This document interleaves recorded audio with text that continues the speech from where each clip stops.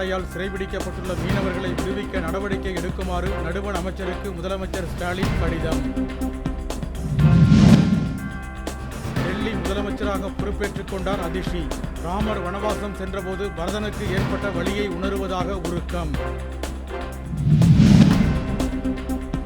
குட்கா வழக்கில் முன்னாள் அமைச்சர்கள் விஜயபாஸ்கர், PV ரமணா உள்ளிட்டோர் அக்டோபர் 14ஆம் தேதி முன்னிலையாக சிறப்பு நீதிமன்றம் ஆணை. சிறந்த வெளிநாட்டு படத்துக்கான ஆஸ்கர் விருதுக்கு இந்தி மொழியில் வெளியான லாபட்டா லேடி திரைப்படம் இந்தியா சார்பில் பரிந்துரை. மாற்றுத்திறனாளிகளுக்கான சலுகைகள் வழங்கக் கோரி விழுப்புரம் மாவட்ட ஆட்சியர் அலுவலகத்தில் காது கேளாதோர், வாய் பேச முடியாதோர் ஆர்ப்பாட்டம். தமிழக எல்லையான ஊத்துக்கோட்டைக்கு வந்தடைந்த கிருஷ்ணா ஆற்று நீருக்கு பொதுப்பணித்துறை அதிகாரிகள் மலர் தூவி வரவேற்பு. திருப்பத்தூர் மாவட்டம் நாட்றாம்பள்ளி அருகே காவல்துறை சீருடை அணிந்து பண மோசடியில் ஈடுபட்ட 3 பேர் கைது. தப்பிய 4 பேருக்கு வலைவீச்சு.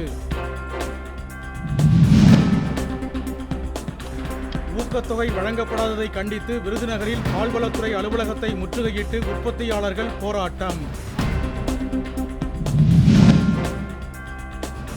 அரக்கோணம் புதிய பேருந்து நிலையத்தின் மேற்கூரை பூச்சி பெயர்ந்து விழுந்து பயணி ஒருவர் காயமடைந்ததால் அதிர்ச்சி.